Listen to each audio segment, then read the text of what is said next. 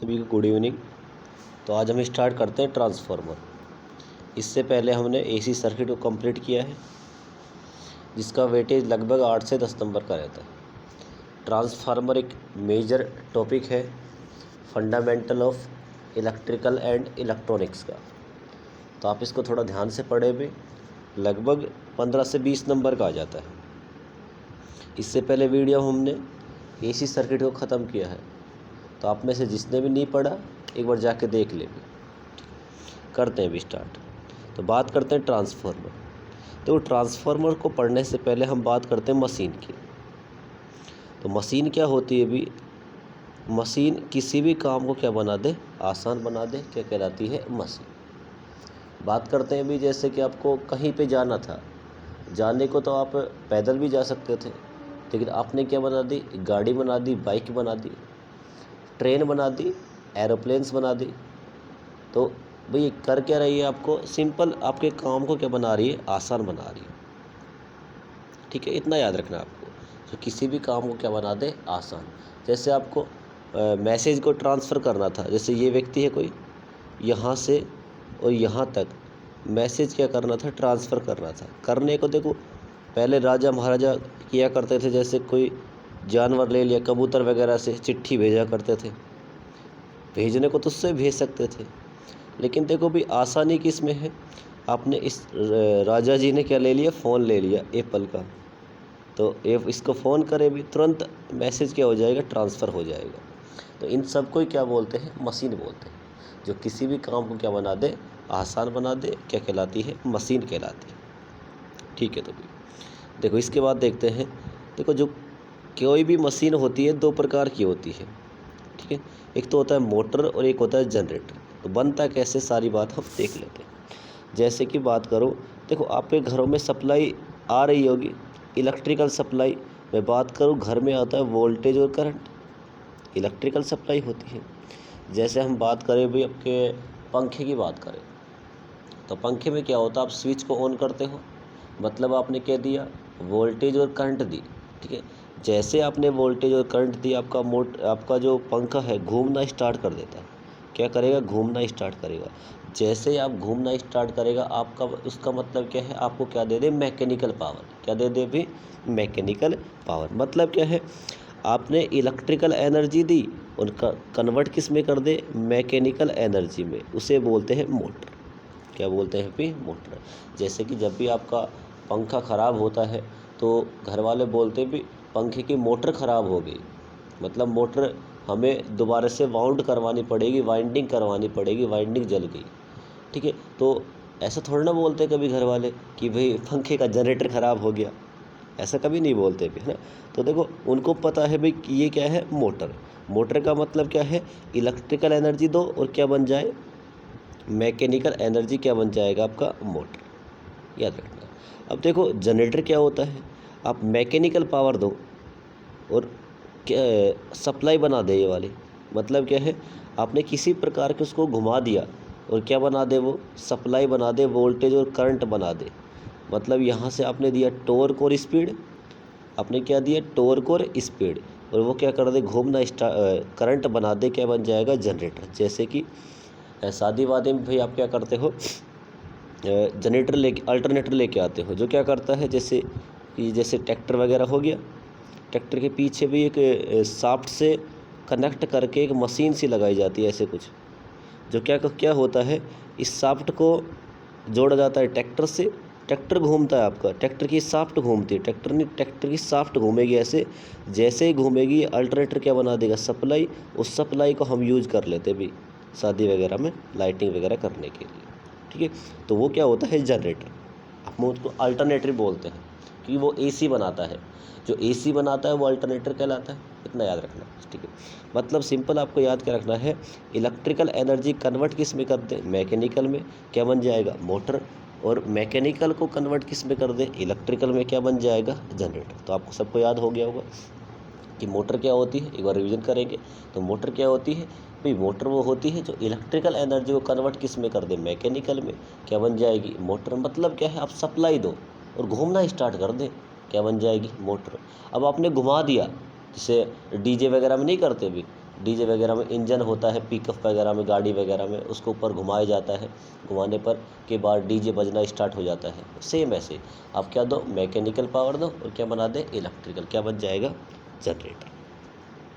तो देखो भी किसी भी चीज़ में जैसे शादी वगैरह होती है, तो जैसे शादी में लड़के और इधर इसको मान लेते लड़का है, इसको मान लेते हैं लड़की, ठीक है भाई, ये लड़की है तो इसके बाल बड़े कर देते हैं थोड़ा सा, ठीक है। लड़का है, ख़राब थोड़ा ना है, थोड़ा छोटे बनाते हैं बाल, है ना, फायर कटिंग करवा देते हैं इसकी, ठीक है, करवा दी भी इसकी कटिंग।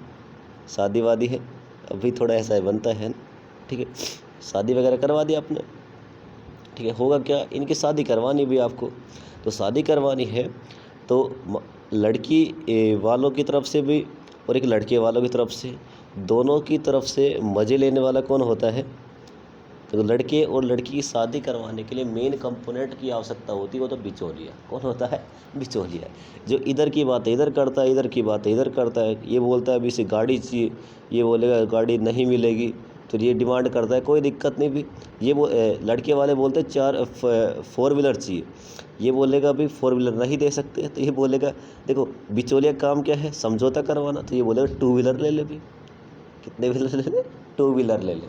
ये बोलेगा अभी मुझे 10 लाख रुपए चाहिए, दहेज मांगते हैं ना अभी, दहेज मांगना ख़राब बात है अभी, बस इतना है, मैं समझाने के लिए बता रहा हूँ भाई, किसी का ऐसा नहीं है भाई, किसी भी कि मैं दहेज को आगे बढ़ा रहा हूँ, ऐसा नहीं है भाई, मैं समझाने के लिए बता रहा हूँ। मान लो इसने मांगे 10 लाख रुपए, तो ये बोलेगा भाई 10 लाख तो मेरे पास नहीं है, तो ये बोलेगा बिचौलिया क्या करेगा, बिचौलिया बीच का रास्ता ढूंढेगा, ये क्या बोलेगा 5 लाख दे दे भाई। तो बस यही था, किसी भी जैसे शादी वगैरह करवाते हो तो किस मेन जो कंपोनेंट होता है बिचौलिया। सेम ऐसे ही इलेक्ट्रिकल मशीन में भी एक बिचौलिया होता है, जिसे हम क्या बोलते हैं, फ्लक्स। क्या बोलते हैं, फ्लक्स। मतलब इलेक्ट्रिकल एनर्जी को कन्वर्ट करना है मैकेनिकल में, तो बीच में कौन आएगा, फ्लक्स। बड़ा इंपॉर्टेंट रोल अदा करता है फ्लक्स में, ठीक है। तो इतना हो गया आपके पास। तो देखो, और याद रखना, जो फ्लक्स प्यार करता है किससे करता है, फेरो मैग्नेटिक मटेरियल, मतलब फेरस, निकिल, कोबाल्ट और स्टील। मतलब क्या है भाई, जो फ्लक्स जो प्यार करेगा फेरो मैग्नेटिक मटेरियल से करने वाला है। कैसे भी, जैसे कि मैं आपसे बोलूँ सिंपल, आप भी चुंबक के पास एक तो लकड़ी को लेके आओ, जैसे कि ये आपकी चुंबक है भाई, ये मान लेते हैं एन और ये मान लेते हैं एस। आप एक तो लकड़ी को लेके आओ और एक लेके आओ लोहे की कील को, तो जल्दी अट्रैक्ट किसको करेगी भी, तो सर, तो आप बोलोगे सर ये किसको अट्रैक्ट करने वाली है, ये अट्रैक्ट करेगी लोहे की कील को, जल्दी अट्रैक्ट करेगी अपनी ओर। क्यों करेगी भाई, क्योंकि ये प्यार किससे करता है, अभी मैंने बताया, फ्लक्स किससे प्यार करता है, लोहे से। किससे करता है, मतलब जहाँ इसको लोहा दिख गया उसी तरफ ये गति करना स्टार्ट कर देगा। अब इसका संबंध क्या है भाई, देखो जब आप ट्रांसफार्मर की कोर बनाते हो तो आप बनाते हो लेमिनेटेड सिलिकॉन स्टील की, तो सिलिकॉन स्टील क्या रहता है अपने पास, लोहे का ही एक प्रकार होता है, ठीक है। तो देखो, किसी भी इलेक्ट्रिकल मशीन में 2 नियम बड़े इंपॉर्टेंट है, फैराडे का नियम और एक होता है लेंज का नियम, और एक होता है आपके पास मूवमेंट। इलेक्ट्रिकल मशीन जब भी बनेगी तो वहाँ पे फैराडे का नियम आएगा और मूवमेंट होगा, घूमने वाली बातें होंगी। तो बात करता हूँ भाई फैराडे का नियम। तो फैराडे का नियम क्या बोलता है, जब किसी चालक को चुंबकीय क्षेत्र में रखा जाता है तथा सापेक्ष गति कराई जाती है तो क्या बन जाता है, ईएमएफ बन जाता है। तो इसको याद कैसे रखोगे, तो ये फिजिक्स में भी इम्पोर्टेंट है, यहाँ पे भी इम्पोर्टेंट है, फिजिक्स में भी आपके आ सकता है सीधा। क्या बोलेगा, फैराडे का नियम क्या होता है, तो फैराडे का नियम क्या होता है, जब किसी चालक को चुंबकीय क्षेत्र में रखा जाता है तथा सापेक्ष गति कराई जाती है, क्या कहलाती है, फैराडे का नियम। क्या कहलाता है, फैराडे का नियम। एक बार मेरे साथ बोलोगे, सभी रिवीजन करोगे भी। जब किसी चालक को चुंबकीय क्षेत्र में रखा जाता है तथा सापेक्ष गति कराई जाती है तो ईएमएफ उत्पन्न हो जाता है। ईएमएफ आप इतना समझो अभी के लिए, आपके लिए वोल्टेज, बस इतना याद रखना। ईएमएफ, वैसे दोनों में अंतर होता है लेकिन अभी आप इतना याद रख लो, वोल्टेज। तो देखो, इसको प्रूफ करेंगे भैया अभी थोड़ी देर बाद, ठीक है, कि जब किसी चालक को किस में रखा जाए, चुंबकीय क्षेत्र में, और क्या करवाई जाए, सापेक्ष गति, क्या बन जाएगी, वोल्टेज डेवलप हो जाएगी।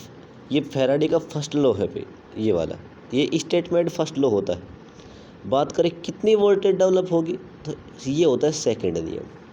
तो वो होता है E = d∅/dt, ये d∅/dt, ठीक है। जब भी कोई समानुपाती को हटाते हो कोई ना कोई कांस्टेंट वैल्यू आती है, वो आता है एन। एन होता है टर्न्स। अब टर्न्स क्या होती है सारी बातें हम करेंगे। जैसे कि भाई एक वायर था आपका, मैंने इस वायर को ऐसे घुमा दिया, ऐसे घुमा दिया भाई, इसे बोलते हैं टर्न्स। क्या बोलते हैं? टर्न्स। ठीक है, बस इतना याद रखना है। तो एक सीधा वायर को घुमा दिया, क्या बन जाएगी? टर्न्स। तो फैराडे का नियम क्या होता है कि जब किसी चालक को चुंबकीय क्षेत्र में रखा जाता है तथा सापेक्ष गति कराई जाती है, क्या बन जाती है? वोल्ट। अब समझते हैं फैराडे के नियम को। तो एक वैज्ञानिक आया भाई, ऐसा मस्त नहा धो के आया भाई, कटिंग वगैरह करवा के आया। वैज्ञानिक था थोड़ा सा, वैसे वैज्ञानिक कटिंग वगैरह नहीं करवाते, बड़े बड़े बाल रखते, लेकिन इसने करवा ली भी कटिंग। नए ज़माने का था, इंस्टाग्राम वाला था, ठीक है, तो करवा ली इसने कटिंग।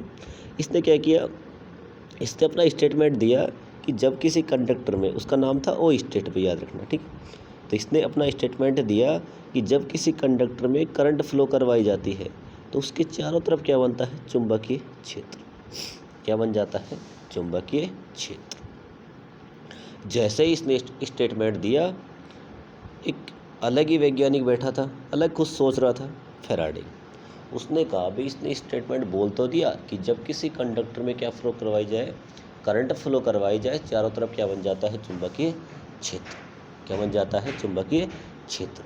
तो ये तुम्हारी तरह था भी, जैसे घर में नहीं होता उल्टा सोचने वाले, तो ये तुम्हारी तरह था, ठीक है, उल्टा सोचते हैं। जैसे कि ऐसे मान लो भाई, हाँ, जैसे ऐसे मान लो घर में आ गए फूफा जी, और फूफा जी के साथ आ गई बुआ जी। तो तुम्हारी सोच पता है क्या होती है? फूफा जी कब जाएंगे और कब मुझे 10 रुपये दे के जाएंगे। बस तुम्हारी ये सोच होती है, उल्टी सोचने वाली, है ना, ठीक है। तो ऐसे ही ये था फैराडे। ये क्या सोच रहा है अभी? ये सोच रहा है कि भाई इसने क्या बोल दिया कि करंट फ्लो करवाने पर क्या बन रहा है? चुंबकीय क्षेत्र। क्या बन रहा है? चुंबकीय क्षेत्र। तो मैं क्या करूँगा? चुंबकीय क्षेत्र से क्या बनाऊँगा? करंट बनाऊँगा। मतलब क्या बोला इसने कि मैं करंट फ्लो करवाने पर क्या बन रहा है? चुंबकीय क्षेत्र। तो मैं क्या करता हूँ? इसका उल्टा करता हूँ भाई, कि चुंबकीय क्षेत्र से क्या लेके आता हूँ? करंट। अब तो इसने क्या किया अभी, इसने सोचा भी थोड़ा सा, इसने सोचा कि देखो भाई, चुंबकीय क्षेत्र बनाने के लिए, चुंबकीय क्षेत्र के लिए इसने ले ली चुंबक, ले ली भाई, ये रही चुंबक भी। एन व एस पोल होते हैं, चुंबकीय बल रेखाएं निकलती एन से एस की तरफ, एन से एस की तरफ, एन से एस की तरफ। करंट को फ्लो करवाना, इसने एक वायर ले लिया जिसे बोलते हो कंडक्टर। अब करंट आ रही है नहीं आ रही, उसका पता करने के लिए इसने ले लिया गैल्वेनोमीटर। क्या ले लिया भाई? गैल्वेनोमीटर। तो गैल्वेनोमीटर इतना बताता है करंट आ रही है या नहीं आ रही। सारी बातें देखना भी, अच्छे सुनना भी, आपको क्लियर हो जाएगा अच्छे से फैराडे का नियम होता क्या है। तो भी इसने चुंबकीय क्षेत्र ले लिया। इसने क्या बोला था अभी? चुंबकीय क्षेत्र से क्या बनाऊंगा? करंट। तो चुंबकीय क्षेत्र ले लिया, वायर ले लिया। जैसे भी इसने इन दोनों को रखा, ये वैज्ञानिक का नाम था फैराडे, हंसता हुआ था थोड़ा सा, थोड़े बड़े बड़े बाल थे भाई, डायन की तरह, जैसे डायन की नहीं होते बड़े बड़े, ऐसे बड़े बड़े बाल थे। ये देख रहा अभी, इसने किसको देखा अभी? फैराडे ने देखे कंडक्टर को, कंडक्टर देख रहा है फैराडे को, ये आपस में एक दूसरे को देख रहे हैं।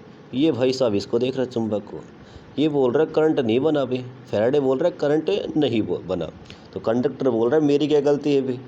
भाई मेरी कुछ गलती नहीं है। ये देख रहा है चुंबक को, ये बोल रहा है चुंबक के क्षेत्र को, ये बोल रहा है चुंबक के क्षेत्र को कि भाई चुंबक के क्षेत्र भाई कैसे करंट नहीं बनी। तो ये चुंबक के क्षेत्र बोल रहा है भाई मुझे क्या पता, हो सकता है ये नहा के नहीं आया हो आज, हो सकता है नहा के नहीं आया हो सकता है इसका शनि पीछे लग रहे हो, ठीक है। तो इसने क्या किया भाई? इसने क्या किया, चलो कोई दिक्कत नहीं, इस वैज्ञानिक को नहा के लेके आओ भाई। तो वैज्ञानिक क्या करता है भाई? अपने घर चला जाता है, मस्त डिटोल वाला साबुन लगाता है, अच्छे से नहा के आता है, मस्त 2 या 3 दिन में नहाता है, कि बहुत दिनों से नहाया हुआ नहीं था ना, तो नहा लिया भाई इसने।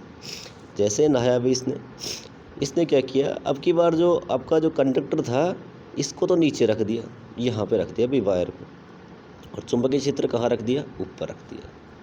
चुंबकीय क्षेत्र कहाँ रख दिया? ऊपर रख दिया। देखो वायर यहाँ रख दिया, चुंबकीय क्षेत्र यहाँ रख दिया। फिर भाई क्या हुआ, ये जो वैज्ञानिक था, इसका नाम था भाई, तुम्हारा दोस्त है फैराडे, सभी का दोस्त है, ये नहीं होता तो भाई इतना मान लो घरों में सप्लाई लाना बड़ा मुश्किल था। ठीक है, ये दोस्त था अपना।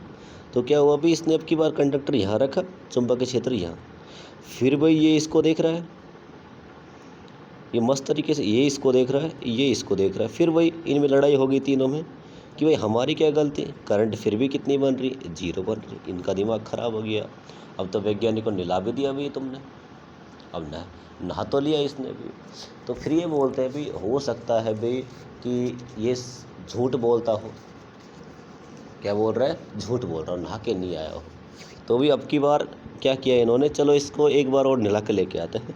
तो इन्होंने अब की बार क्या किया, इन्होंने कहा भाई अब की बार तो साबुन से नहीं, शैम्पू से नहा के आएगा। किससे नहा के आएगा, शैम्पू से नहा के आएगा। तो भी इसको शैम्पू दिला दिया। भी इसका फेवरेट शैम्पू कौन सा होता है भी तुम जानते हो, क्लिनिक प्लस हो गया, डव वगैरह, इससे दिला दिया इसको। तो बोला भी कल तो मस्त नहा के आना, कल संडे है तो कल तो मस्त नहा के आना, परसों बात करते हैं, परसों देखते हैं भी। तो भाई संडे को ये नहा धो के आता है। भाई इसने क्या किया भाई, मान लो इसने सोचा भाई पहले यहाँ भी नहीं आ रहा था, यहाँ भी कुछ हो नहीं रहा, तो इसको साइड में रख दे। तब की बार चुंबकीय क्षेत्र को यहाँ रख दिया, चुंबकीय क्षेत्र रख दिया, अब वायर यहाँ पे रख दिया। तब भी भाई क्या आ रही थी, करंट का मान कितना आया, 0 आया। इसका फिर दिमाग ख़राब हो गया। तो नहा भी लिया, ठंडे पानी से भी नहा लिया, शैम्पू भी ख़राब करवा दिया, साबुन भी ख़राब करवा दी, लेकिन फिर भी करंट नहीं बनी। तो इसका हो गया दिमाग ख़राब। 1-2 महीने मस्त तरीके से सोता रहा, खाना पीना खाया, कोई दिक्कत नहीं। फिर इसको किसी ने बताया भी तो भाई पागल है, बेवकूफ़ है, तेरे को थोड़ी इतनी नॉलेज नहीं है, तेरे को अगर ये सारी चीज़ें करनी है तो तेरे को एक छोटा सा डिप्लोमा करना पड़ेगा। तो डिप्लोमा कौन सा भाई, पॉलिटेक्निक। कौन सी करनी पड़ेगी, पॉलिटेक्निक। तो भी इसने एडमिशन ले लिया अपनी पॉलिटेक्निक में, जहाँ थी भी। आप अपने अपने एरिया की समझ सकते हो। जैसे अलवर में, मैं तो भाई अलवर की बात करूँगा, तो अलवर की एक फेवरेट जगह है काली मोरी। काली मोरी वाले में इसने एडमिशन ले लिया भी। पॉलिटेक्निक करना था, फीस वगैरह जमा करवा दी भी। इसके नंबर थोड़े कम थे, इसलिए इसको इलेक्ट्रॉनिक्स ब्रांच मिल गई। ज़्यादा होता तो सिविल मिल जाती भी, इसे मिल गई इलेक्ट्रॉनिक्स ब्रांच। इसने पॉलिटेक्निक करना स्टार्ट किया। अब पॉलिटेक्निक जब करते हैं, अभी तुम भी जानते हो क्या हालत होती है। इसे इतनी फाइल दी गई, इतनी फाइल दी गई, इतने इसको प्रैक्टिकल वगैरह, थ्योरी वगैरह, ये सारे इतना काम करवाया गया इससे, इसका दिमाग ख़राब हो गया। इसका दिमाग क्या हो गया, ख़राब हो गया। कैसे भी करके भाई रो धो के इसने पॉलिटेक्निक कर ली भी। अब आ गया मस्त वाले में, पॉलिटेक्निक कर ली। अब भाई इसके पास नॉलेज थी, भाई गायब हो गया, भगाना नहीं है अभी तो लास्ट तक रहेगा ये फेराडे। इसने पॉलिटेक्निक कर लिया, अब इसके पास भी नॉलेज आ गई। ये सोच रहा था, और तुम भी जानते हो कितनी नॉलेज आती है पॉलिटेक्निक करने के बाद। फाइलों के अलावा नॉलेज बहुत कम मिलती है। ज़्यादा से ज़्यादा आप पता है क्या सीखते हो, भाई फाइल कैसे बनाएंगे हम, हमारा प्रैक्टिकल कितने बनेंगे, भाई इतनी फाइल है, इतना सीट होता है, कभी कुछ चलता है रहता है सारा। ये पेपर हो गए, वो वाले पेपर आ गए, फाइल बनाओ, ये सारी बात काम वहाँ करते रहते हैं। इसने पॉलिटेक्निक कर ली भी। अब इसने सोचा नॉलेज हो गई मेरे पास, अब तो मैं दिमाग लगाता हूँ। इसने क्या किया, अभी दिमाग लगाने के चुंबक को अब की बार नीचे रख दिया। चुंबक कहाँ रख दिया, नीचे। इसने कहाँ रख दिया, ऊपर। कैलोमीटर इधर रख दिया। इसका मतलब करंट बन जानी चाहिए थी, पॉलिटेक्निक कर ली भी। अब भाई पॉलिटेक्निक कर तो ली इसने, लेकिन फिर वही बात, इसके पास नॉलेज तो थी नहीं। इसको पूरा क्या करवाया गया था, प्रैक्टिकल फाइल वगैरह बनाई गई थी। अब इसका दिमाग ख़राब हो गया। अभी पहले इसने नहा भी लिया, शैम्पू से भी नहा लिया, इसका कटिंग भी करवा दिया आपने, फायर कटिंग करवा दिया आपने, इसको पॉलिटेक्निक भी करवा दी, लेकिन करंट नहीं बनी। इसका हो गया दिमाग ख़राब। इसने क्या किया साला काम ही ख़त्म करता हूँ। इसको क्या किया, इसको यहाँ से पकड़ा भी इसने। फैराडे भाई साहब थे थोड़े से, भाई फैराडे था। इसने इसको यहाँ से पकड़ा, और पकड़ के क्या किया, इसको पकड़ के मस्त तरीके से इसको खींच के इधर धक्का मारा, और क्या किया, इसको यहाँ से पकड़ा इसको, और इसको क्या किया, चल भाई यहाँ से निकल जाए, यहाँ से इसको फेंक दिया। जैसे इसने चुंबक को फेंका, इसमें करंट कितनी आ गई, 0। करंट कितनी आ गई, 0। इसका दिमाग हो गया ख़राब। साला गलती मैंने नहाया, गलती मेरा शैम्पू था, गलत ही मैंने पॉलिटेक्निक कर ली, ये साला मैं 3 साल पहले भी तो कर सकता था। ना तो मेरे को पॉलिटेक्निक करने की आवश्यकता पड़ती, ना और कुछ करने की आवश्यकता पड़ती, बस इसको फेंकना ही तो था। ज़िंदगी ख़राब हो गई मेरी एक इसके चक्कर में। तो देखो यहीं से उसका नियम डेवलप होता है, करंट बन गई इसका। करंट बनते ही भाई इसने भाई अपना इंस्टाग्राम अकाउंट खोला और सब कुछ अपडेट कर दिया भाई, स्टोरी वगैरह लगा दी, स्टेटस पे लगा दिया भाई, अब अपना काम स्टार्ट है भाई, आ जाओ भी सारे। अब मैं करंट बना सकता हूँ चुंबकीय क्षेत्र से। व्हाट्सएप पे स्टोरी डाल दी, फ़िल्टर वगैरह लगा दिए मस्त तरीके से। तो बस वही था कि देखो लास्ट वाले केस में क्या बन गई, करंट बन गई। अब आप बोलोगे सर लास्ट वाले केस में हुआ क्या? हुआ ये कि भाई बन ये रहा था ऐसे, ये चुंबक ऐसे बन रही थी आपकी ये चुंबक थी ऐसे, जैसे ये वाला वायर था आपके पास, तो आपके पास ये चुंबक थी। इस चुंबक को इसने पकड़ के इस, एक सेकंड रुक जाओ भाई, ये वायर था,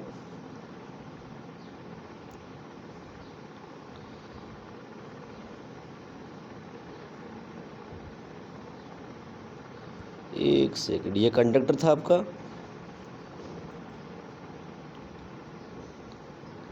ये रहा भाई चुंबक।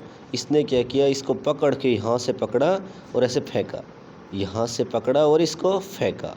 तो इससे नियम बनाया कि जब किसी चालक को ये रहा भी आपके पास चुंबकीय क्षेत्र, जब किसी चालक को किस में रखा जाए, चुंबकीय क्षेत्र में। तो वो चालक को चुंबकीय क्षेत्र में रखने से किसी प्रकार की वोल्टेज वगैरह डेवलप नहीं हुई। भाई अगर ऐसा होता तो ये वाला पूरा केस देखो आप, इन वाले केस में करंट बन रही है क्या? तो आप बोलोगे सर नहीं बन रही। तो देखो जब किसी चालक को चुंबकीय क्षेत्र में रखा जाता है तथा सापेक्ष गति कराई जाती है, रिलेटिव मोशन करवाया जाता है, इसको फेंका जाता है, तब क्या बन जाती है, करंट बन जाती है, वोल्टेज डेवलप हो जाती है। तो यही नियम मैंने आपको ऊपर बताया है कि जब किसी चालक को आप किस में रखोगे, चुंबकीय क्षेत्र में, और क्या करवाई जाए, सापेक्ष गति करवाई जाए, क्या बन जाती है, वोल्टेज बन जाती है। अब ये वोल्टेज कितनी बनती है, E इक्वल टू, देखो या तो आप वायर को फिक्स कर दो, क्या कर दो, वायर को फिक्स कर दो, या फिर आप चुंबकीय क्षेत्र को घुमा दो। देखो दो तरीके हैं सप्लाई बनाने के, या तो आप चुंबकीय क्षेत्र को घुमा दो, वायर फिक्स कर दो, या फिर आप क्या करो, चुंबकीय क्षेत्र को फिक्स कर दो, वायर को आप मूव करवाओ इधर उधर, तब क्या बन जाएगी, वोल्टेज बन जाएगी। क्या बन जाएगी भाई, वोल्टेज बनना स्टार्ट हो जाएगी। जैसे भी बोलो भाई, या तो आप देखो, या तो आप वायर को इधर उधर घुमा रहे हो, चुंबकीय क्षेत्र आपने फिक्स कर दिया, या फिर आप क्या करो भाई, चुंबकीय क्षेत्र ये रहा आपका, चुंबकीय क्षेत्र क्या करो, कभी इधर एन, कभी इधर एस, कभी एन, कभी एस, कभी एन, कभी इधर एस, कभी एन, कभी इधर एस। मतलब या तो आप चुंबकीय क्षेत्र को घुमाओ, या फिर किसको घुमाओ, कंडक्टर को घुमाओ। एक को सापेक्ष गति करवानी है, दोनों को नहीं घुमाना भी। देखो दोनों को घुमाओगे रिलेटिव मोशन नहीं होगा, सापेक्ष गति नहीं होगी। सापेक्ष गति का मतलब ही क्या होता है, एक को आप फिक्स रखो, दूसरे को मूव करवाओ। या तो आप कंडक्टर को मूव करवा दो, या फिर आप चुंबकीय क्षेत्र को मूव करवा दो, क्या बन जाएगी, वोल्टेज डेवलप हो जाएगी। तो देखो क्या बना, E equal to n d phi by d t, n d phi by d t. अब देखो ट्रांस मैंने बोला भी, मान लो आपने एक ट्रांस ली, तो देखो E इक्वल टू बनेगा 1 multiply D phi by d T. अगर मैंने 4 ट्रांस ले ली भाई, तो 4 D phi by d T बनेगा, नहीं बनेगा। देखो यहाँ पे दिखा रखा है, देखो इसको, देखो E equal to n d phi by d t, turns का मान कितना है, 1, तो ये रहा भी। आपने ट्रांस की संख्या कितनी कर दी, 4 D phi by d T बनाया, नहीं बना। मतलब क्या है, 4 गुना वोल्टेज डेवलप हुई या नहीं हुई। मतलब वोल्टेज का संबंध किससे होता है, सीधा ट्रांस से। किससे होता है, ट्रांस से। जितनी ज़्यादा वोल्टेज उतनी ही ज़्यादा क्या रहेंगे, ट्रांस, और जितनी ज़्यादा ट्रांस उतनी ही ज़्यादा क्या बन जाएगी, वोल्टेज डेवलप हो जाएगी। यही फैराडे का नियम है भाई, मैंने आपको आसान भाषा में समझा दिया। आप अच्छे से पढ़ना इसको, क्योंकि काम आने वाला है, ट्रांसफार्मर की वर्किंग में भी काम आएगा और आपको आगे भी काम आने वाला, फिजिक्स में भी।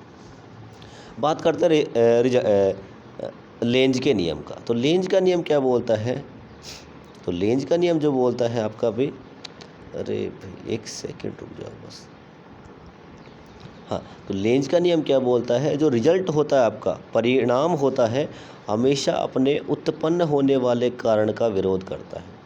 तो देखो मैं क्या बोलता हूँ, तो आप मेरे को सिंपल इतना बताओ भाई, आपका यहाँ पर रिजल्ट क्या था, लास्ट में जाके बंद क्या रहा था। तो आप बोलोगे सर वोल्टेज बन रही थी तो ई बन गया।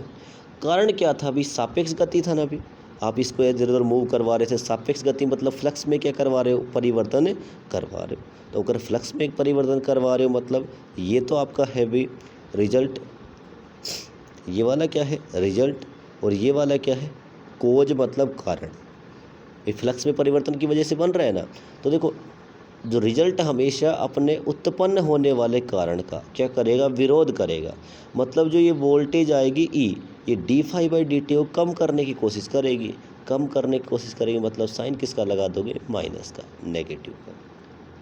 इसे ही क्या बोलते हैं, लेंज का नियम। देखो लेंज का नियम आपकी लाइफ में भी अप्लाई होता है। आप बोलोगे सर कैसे होता है, तो देखो जैसे ऐसे मान लो जैसे आप कहीं कोचिंग वगैरह कर रहे हो, कोचिंग वगैरह करने से आपको अच्छे नंबर मिलेंगे नहीं मिलेंगे, मतलब रिजल्ट होगा, लेकिन भाई आपको उसके लिए फ़ीस वगैरह देनी पड़ेगी नहीं देनी पड़ेगी। तो आपके घर में पैसे कम हो रहे हैं नहीं हो रहे, लेकिन रिजल्ट मिल रहा है। रिजल्ट अपने उत्पन्न होने वाले कारण का, उत्पन्न किसकी वजह से हो रहा है, आपका रिजल्ट किसकी वजह से बन रहा है, फ़ीस का बन रहा है नहीं बन रहा है। आप फीस जमा करवाओगे तब जाके आपको कोचिंग में पढ़ाया जाएगा। तो आपने फ़ीस दी, फीस देने के बाद रिजल्ट मिला आपको, रिजल्ट मिला, रिजल्ट जो मिला किसकी वजह से मिला, फ़ीस की वजह से। ये बताओ फ़ीस का आपका घर में पैसे कम होंगे या नहीं होंगे। आप कहीं पे अप्लाई कर लो, जैसे आप कहीं पे जा रहे हो, खाना वाना खाया भी आपने, तो कहीं आप जैसे भाई अलवर से जयपुर जा रहे हो, चले गए आप जयपुर, जयपुर तक आपकी एनर्जी लॉस होगी नहीं होगी।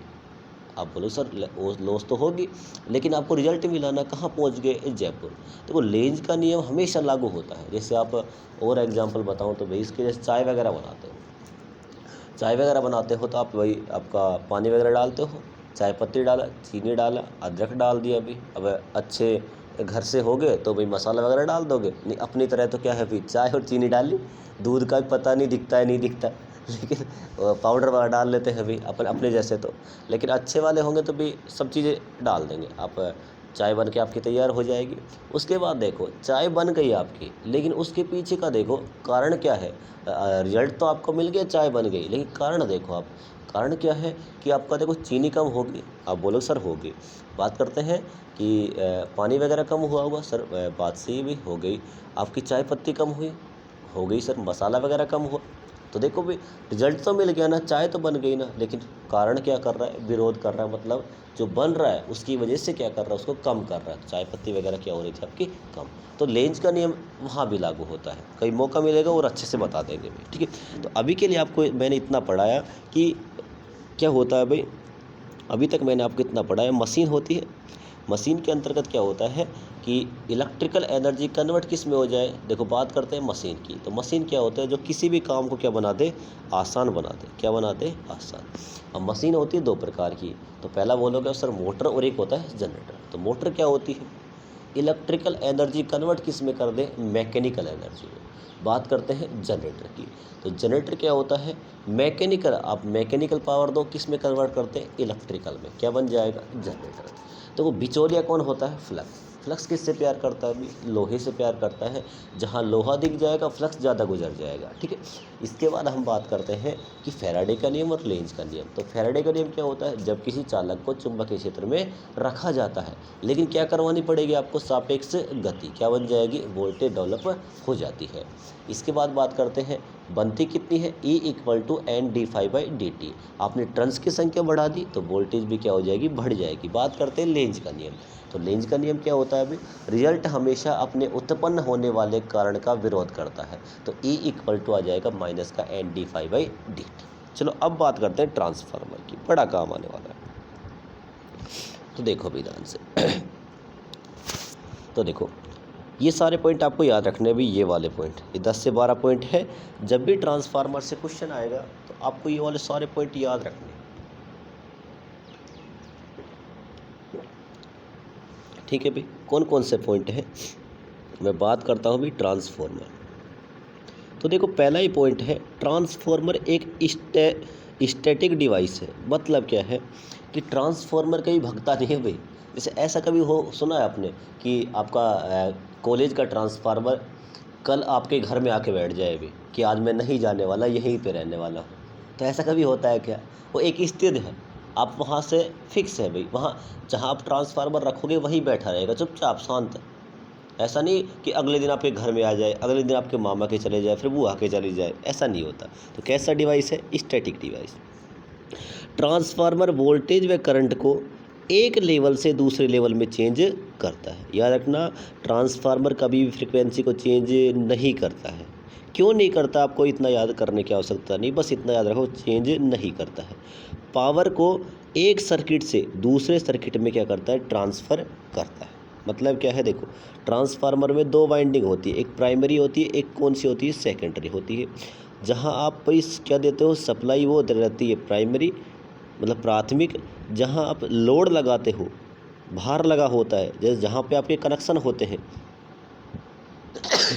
सॉरी भाई, जहाँ आपके कनेक्शन होते हैं वो होती है सेकेंडरी वाइंडिंग। कौन सी रहेगी? Secondary winding. तो देखो, ट्रांसफार्मर क्या करता है, इधर से पावर आएगी, जैसे मान लो आपको इधर 50 वाट पावर है, तो इधर भी कितनी रहेगी? 50 वाट।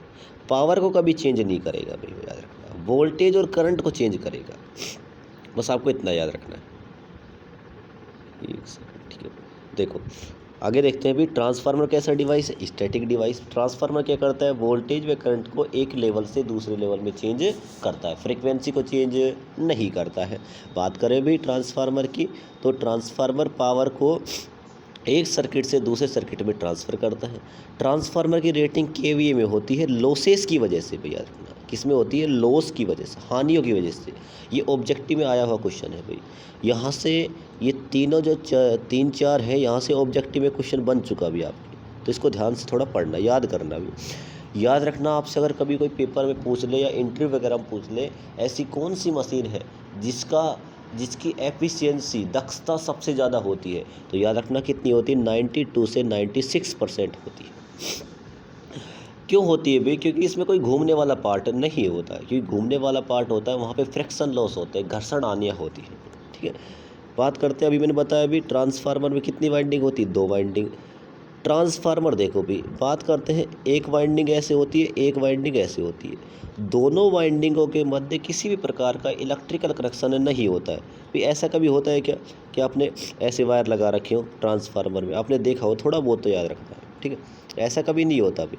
तो देखो, ऐसा होता है कुछ भाई, एक दूसरे से कैसे होते हैं? अलग अलग होते हैं। तो अगर मैं आपसे बोलूँ एक वायर ऐसे है, एक वायर ऐसे है, दोनों वायर अगर अलग अलग हैं तो उन दोनों के मध्य रेजिस्टेंस होता है अनंत। कितना होता है भाई? अनंत।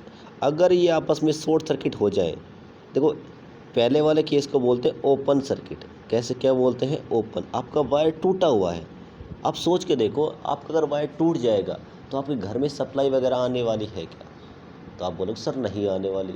इसका मतलब बाधा कम या ज़्यादा, रजिस्टेंस कम या ज़्यादा? तो आप बोलोगे सर रजिस्टेंस तो ज़्यादा हो गया तभी करंट नहीं आ रही। तो याद रखना, करंट आपका जो रजिस्टेंस ज़्यादा से ज़्यादा कितना हो सकता है? इनफाइनाइट। तो आपका जब भी कोई वायर ओपन होगा, टूटेगा, उस समय रजिस्टेंस होगा इनफाइनाइट। जब अगर आपका वायर शॉर्ट सर्किट होता है, आपने देखा होगा कई बार आपका जो डोरी वगैरह होती है फॉल्ट हो जाती है, भाई आप बोलते हो ना फॉल्ट हो गया, शॉर्ट सर्किट हो गया, तो उसमें क्या होता है?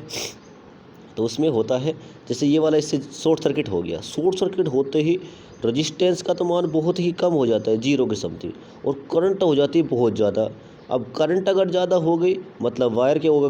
गर्म होगा, तो वायर फट जाता है, और फटने के बाद ऐसे ब्लैक ब्लैक कलर के उसमें डॉट डॉट से बन जाते हैं, जिससे अपन बोलते हैं डोरी क्या हो गई? फॉल्ट हो गई। तो आपको बस इतना याद रखना है अभी, अगर वायर ओपन सर्किट है तो रजिस्टेंस रहेगा इनफाइनाइट, अगर वायर शॉर्ट सर्किट है तो उसमें रेजिस्टेंस रहेगा 0। तो देखो, आपकी ट्रांसफार्मर की वाइंडिंग कुछ ऐसे होती है। इसका मतलब कैसा है? ओपन सर्किट, तो रेजिस्टेंस कितना हो जाएगा? इनफाइनाइट। तो यही बातें इसमें लिखवा रखी है कि ट्रांसफार्मर की दोनों वाइंडिंग के मध्य प्रतिरोध कितना होता है? अनंत होता है। ट्रांसफार्मर में कितनी वाइंडिंग होती है भी? 2 वाइंडिंग, एक होती है प्राइमरी, एक सेकेंडरी। तो अभी मैंने बताया भी, ट्रांसफार्मर की प्राइमरी वाइंडिंग क्या होती है? जहाँ सप्लाई दी जाती है, जहाँ लोड लगाया जाता है, सेकेंडरी। दोनों वाइंडिंग एक दूसरे से, चलो ये बताओ भाई, आपने ऐसे वाइंडिंग देखी होगी, क्या इलेक्ट्रिकली रूप से जुड़ी हुई है क्या? तो आप बोलोगे सर नहीं जुड़ी, क्योंकि देखो ना तो किसी प्रकार के ऐसे वायर का उपयोग किया गया, नहीं किया गया अभी। बस ये किसके साथ जुड़ी हुई होती हैं? ये तो ये मैग्नेटिक फ्लक्स के रूप में जुड़ी हुई है, मतलब इधर से फ्लक्स आएगा, ये फ्लक्स इधर जाके कट करेगा। ये विद्युतीय रूप से जुड़ी हुई नहीं रहती, चुंबकीय रूप से जुड़ी हुई होती है। अभी आगे देखेंगे, यहाँ से फ्लक्स बनेगा, या फ्लक्स बनेगा इधर जाके कट करेगा, क्या बन जाएगी, वोल्टेज बन जाएगी। मतलब इलेक्ट्रिकली रूप से कनेक्ट नहीं होती है, एक दूसरे से मैग्नेटिकली रूप से क्या होती है, जुड़ी हुई होती है। तो ये हो गया। अभी बात करते हैं ट्रांसफार्मर। देखो ट्रांसफार्मर में दोनों वाइंडिंग एक दूसरे से इलेक्ट्रिकल रूप से जुड़ी हुई नहीं रहती हैं, चुंबकीय रूप से जुड़ी हुई होती है। ट्रांसफार्मर की प्राइमरी व सेकेंडरी वाइंडिंग एक दूसरे से अलग होती है। मैंने अभी बताया अभी आपको, एक वाइंडिंग ऐसे होती है, एक वाइंडिंग ऐसे, दोनों क्या होती है, अलग अलग होती है। तो अभी तक मैंने 10 से 12 पॉइंट लिखे। जब भी आपको ट्रांसफार्मर का क्वेश्चन दिखे और 8 नंबर का हो तो ये सारे पॉइंट आपको लिख के आने, अभी तब जाके आपको अच्छे नंबर देगा। ठीक है, तो देखो पहला पॉइंट क्या था कि ट्रांसफार्मर एक स्टैटिक डिवाइस है। सेकंड क्या था, यह करंट या वोल्टेज को एक लेवल से दूसरे लेवल में चेंज करना है। मेरे साथ साथ आपको बोलना है भी, ठीक है, ठीक है। भले ही वीडियो रिकॉर्ड हो रही है लेकिन आपको याद है, अब बोलना है, ठीक है। तो ट्रांसफार्मर की कैसा डिवाइस है, स्टैटिक डिवाइस। तो करंट में वोल्टेज को एक लेवल से दूसरे लेवल में चेंज करता है, पावर को चेंज नहीं करता, फ्रीक्वेंसी को चेंज नहीं करता। इसकी रेटिंग किस में होती है, केवीए में। किसकी वजह से होती है, लॉसेस की वजह से। इसकी एफिशिएंसी कितनी होती है, 92 से 96% होती है, सबसे ज़्यादा होती है। दोनों वाइंडिंग के मध्य प्रतिरोध कितना होता है, अनंत होता है, क्योंकि एक दूसरे से कैसी होती है, ओपन सर्किट। दोनों वाइंडिंग एक दूसरे से क्या होती है, अलग होती है। जहाँ सप्लाई दी जाती है प्राइमरी, जहाँ लोड लगाया जाता है सेकेंडरी। बस आपको ये सारे पॉइंट आपको याद रखने हैं। दोनों वाइंडिंग एक दूसरे से इलेक्ट्रिकली रूप से कनेक्ट नहीं होती है, मैग्नेटिकली रूप से क्या होती है, कनेक्ट होती है। ये सारे पॉइंट आपको याद रखने हैं। बात करते हैं कंट्रैक्शन ऑफ ट्रांसफार्मर। ये बड़ा इंपॉर्टेंट है भाई, डायग्राम ये सबको याद होना ही चाहिए। तो देखो भाई बनाते हैं। देखो इसको बनाने के लिए भी आप क्या करोगे, देखो जिसको नहीं बना रखा, बनाना हो तो ऐसे बनाना भी, ठीक है। ये कोर आ जाएगी, ये 3 डब्बे बनाने ऐसे बन जाएंगे डब्बे। इधर से भाई ये विंग्स लगाना, ऐसे लगा दो। ऊपर जाके एक बन जाएगा कंजर्वेटर टैंक, ऐसे बनाना है टैंक। इसके बाद लगाना है ब्रीदर। क्या लगाना है, ब्रीदर। ये क्या होता है ये समझ लेंगे, ऐसे जाके बनाना है। यहाँ पे कर देनी है आपको वाइंडिंग, क्या कर देनी है, वाइंडिंग। तो देखो अभी, तो ट्रांसफार्मर की बात करते हैं। ये होती है बुशिंग, इन्हें क्या बोलते हैं, बुश। देखो ट्रांसफार्मर आप जब भी देखोगे तो आपको दिखेंगे ये बुश। इनका मतलब क्या होता है,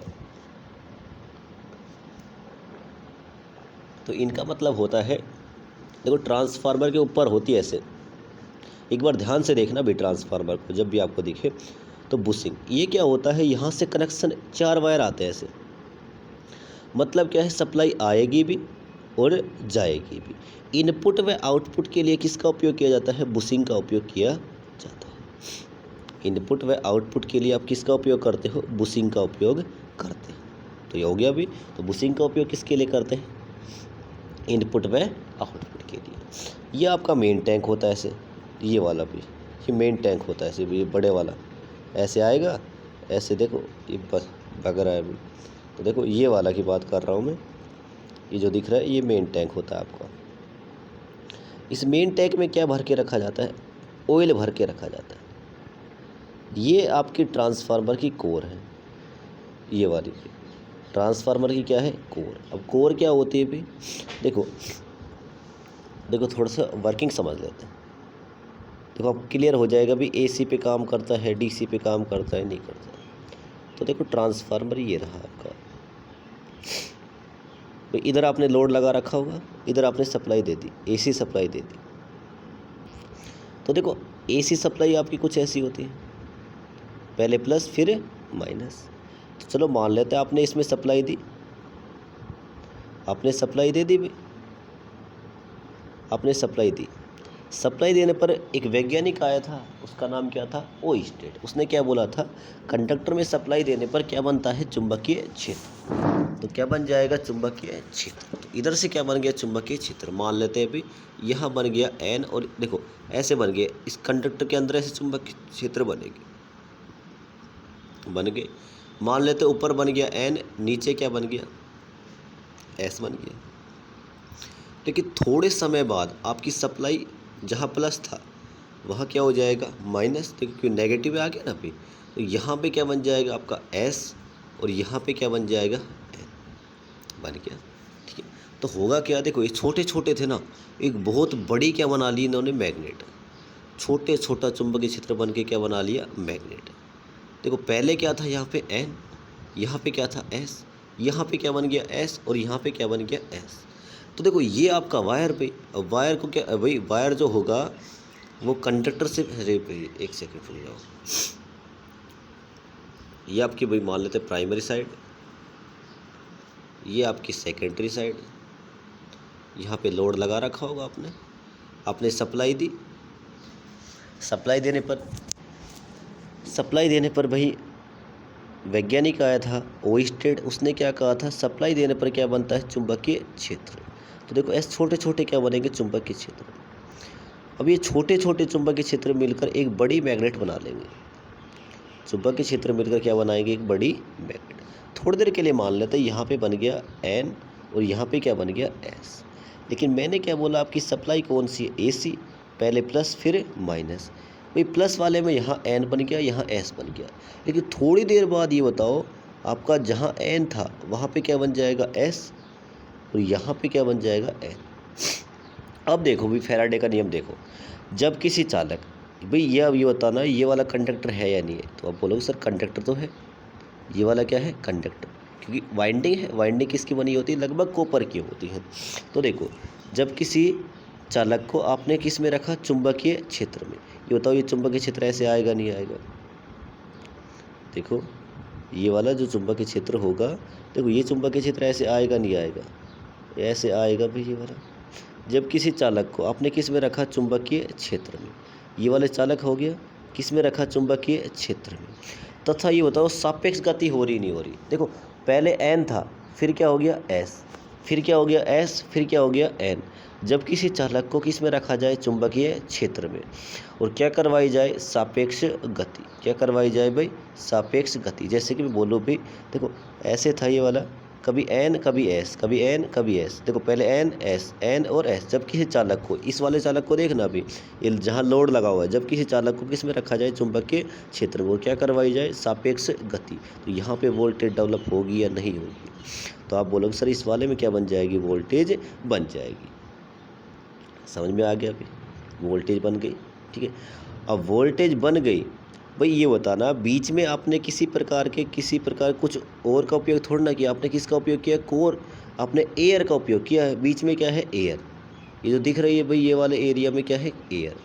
अब मैं अगर चाहूँ तो मैं क्या कर सकता हूँ, एक रास्ता बना दो भाई जिससे क्या हो ये फ्लक्स आसानी से इधर से इधर चला जाए, ये वाला फ्लक्स आसानी से चला जाए। देखो एयर में से कम जाता है, लेकिन मैंने क्या बोला लोहा अगर होगा तो लोहे में से फ्लक्स क्या जाएगा ज़्यादा जाएगा।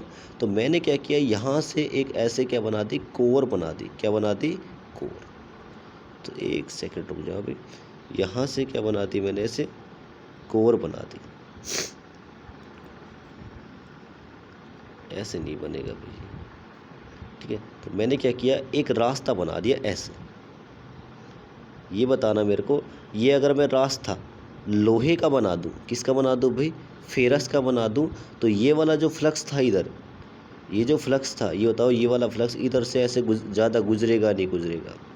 और हम जानते हैं भाई फैराडे का नियम क्या होता है E = N/d∅dt, जितना फ्लक्स जाके कट करेगा उतनी ही ज़्यादा क्या बनाएगा वो वोल्टेज बनाएगा, क्या बनाएगा उतनी ही ज़्यादा वोल्टेज। तो ये रास्ता जो होता है इसे बोलते हैं कोर, क्या बोलते हैं, ये ब्लैक कलर से बनाया ना अभी मैंने, इसे बोलते हैं कोर। क्यों बनाते हैं, ज़्यादा से ज़्यादा क्या चला जाए फ्लक्स चला जाए, ज़्यादा फ्लक्स जाएगा d∅dt ज़्यादा हो जाएगा, ज़्यादा क्या बन जाएगी वोल्टेज। हम भी यही चाहते हैं कि ज़्यादा से ज़्यादा क्या बने वोल्टेज बने। अब देखो ट्रांसफार्मर डीसी पे काम क्यों नहीं करता है, ये बड़ा कन्फ्यूजन होता है बच्चों को, तो इसको देखते हैं विधान से। तो देखो ये आपने प्राइमरी वाइंडिंग बनाई, आपने यहाँ सप्लाई दे दी डीसी मतलब यहाँ प्लस होगा यहाँ क्या होगा माइनस, इधर है सेकेंडरी वाइंडिंग, यहाँ पे आपने लगा रखा लोड। देखो इसके बाद सप्लाई दी, क्या बन गया चुंबकीय क्षेत्र बन गया। अभी छोटे छोटे क्या बने छोटे छोटे चुंबकीय क्षेत्र क्या बना लेंगे बड़े चुंबकीय क्षेत्र, क्या बना लेंगे चुंबकीय क्षेत्र। तो मान लेते यहाँ बन गया N और यहाँ पे क्या बन गया S।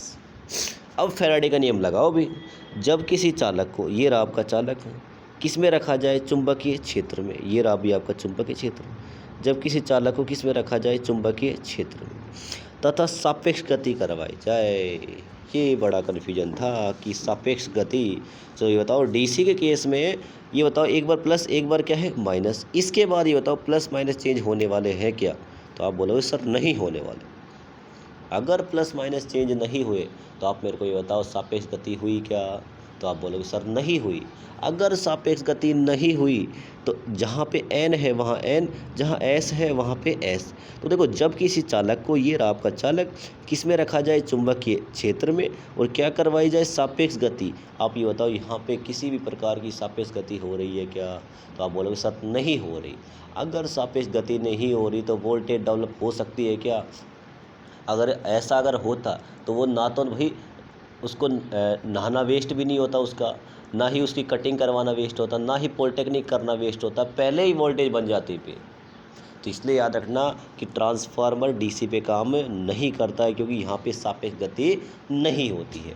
देखो जब भी आपसे कोई बोले ना भी ट्रांसफार्मर डीसी पे काम क्यों नहीं करता है, तो आप क्या बोलोगे सिंपल सा कि सर सिंपल है कि इसमें जो रिलेटिव मोशन नहीं होता है, सापेक्ष गति नहीं होती, जिसके कारण फैराडे का नियम सेटिस्फाई नहीं हो पाता और वोल्टेज डेवलप नहीं होती। बस इतना बोलना आपको, यहाँ तक डाउट होना नहीं चाहिए। ठीक है, तो देखो ठीक है भाई, ये हो गया। तो देखो ये आपने क्या बना दी, अंदर वाले की बात कर रहा हूँ अभी मैं, अंदर वाले की। तो ये क्या बना दिया आपने, कोर बना दी। अभी बताया था मैंने, ये क्या बन गई, कोर। कोर के ऊपर आपने क्या कर रखी है, वाइंडिंग कर रखी है।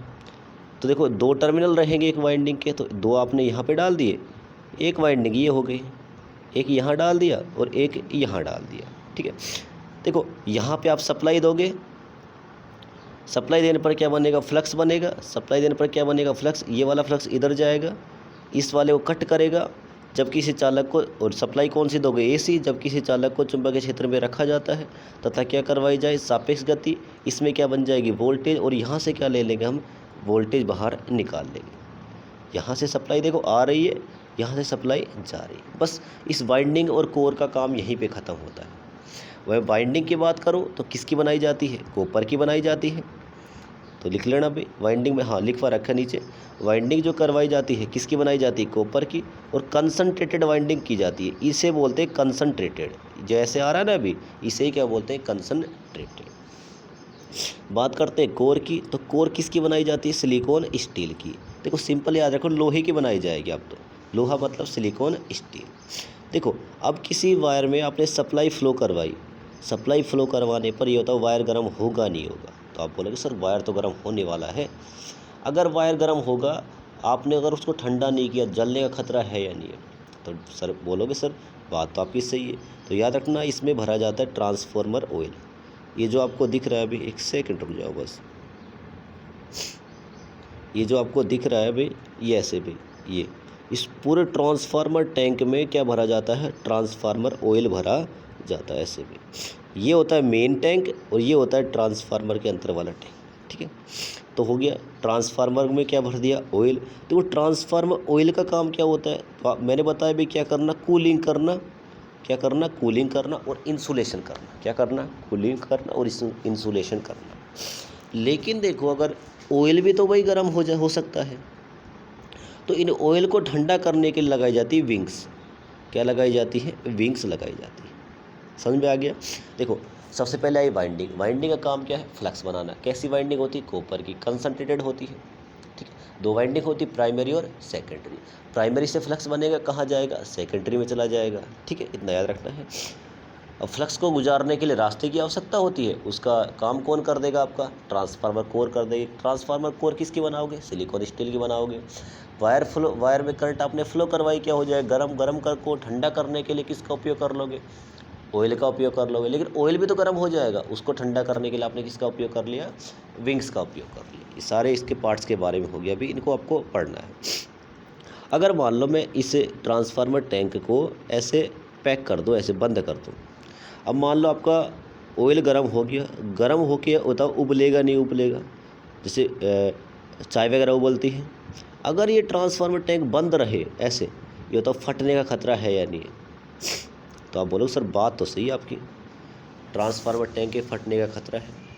उस फटने के खतरे को बचाने के लिए इधर एक्स्ट्रा ऑयल, जैसे मान लो गर्म हो तो फैलने के लिए क्या मिल जाए, जगह मिल जाए, इसलिए आप इसका उपयोग करते हो कंजर्वेटर टैंक का। किसका उपयोग करते हो, कंजर्वेटर। कंजर्वेटर का मतलब कंजर्व करके रखना भाई, एक्स्ट्रा ऑयल मतलब क्या, इसको फैलने के लिए क्या जाए, जगह मिल जाए। इसको हमेशा आधा भरा जाता है। कैसा भरा जाता है, आधा। इधर देखो भाई ब्रीदर में क्या भरा जाता है, सिलिका जेल। देखो नया होता है ना सिलिका जेल, अब देखना भी जो ब्रीदर होता है, सिलिका जेल होता है क्या है, देखो सिलिका जेल, हाँ देखो सिलिका जेल की बात करें तो सिलिका जेल जो ओरिजिनल कलर होता है ट्रांसफार्मर टैंक में जो ब्रीदर में लगा होता है, वो नया जब होगा नीला।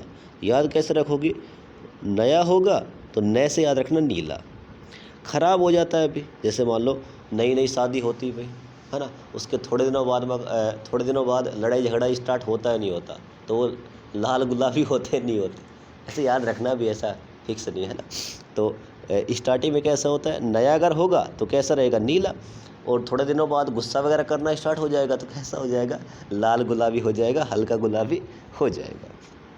अब आप बोलो सर सिलिका जेल का काम क्या है, तो सिलिका जेल क्या करता है, नमी को अवशोषित करता है, एब्जॉर्प्शन ऑफ मॉइस्चर। मतलब क्या है भाई, देखो एनवायरनमेंट में एयर है, एयर में नमी है, चलो यहाँ से अगर नमी अगर एंटर करती है तो ऐसे जाएगी, ट्रांसफार्मर ऑयल में चली गई, और नमी में क्या है, पानी के पार्टिकल्स हैं।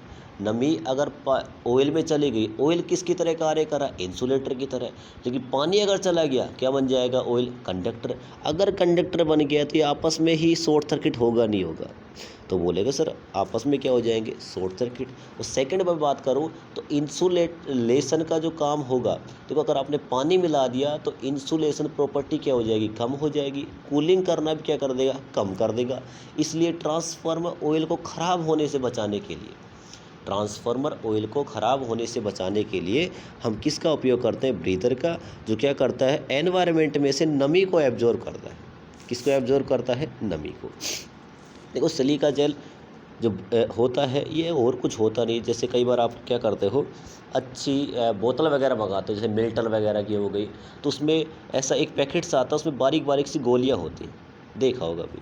जैसे आप लैपटॉप वगैरह मंगवाओ या फिर जूते वगैरह मंगवाओ, महंगे वाले, सस्ते मत मंगाना भी। जैसे 100 के 4 मंगवा लिए, 5 मंगवा लिए, 250 का 3 मंगवा लिया, उनमें नहीं आएंगे, अच्छे में आएंगे भी। अच्छे अगर आपने शूज मंगवाए तो उसमें क्या होता है, गोलियां आती सफ़ेद कलर की, जो क्या होती है, सिलिका जेल की, जो क्या करता है, नमी को एब्जॉर्ब करता है। देखा होगा भी आपने, ठीक है, वही होता है। तो देखो एक बार रिवीजन करवाता हूँ मैं सब चीज़ों का, ठीक है।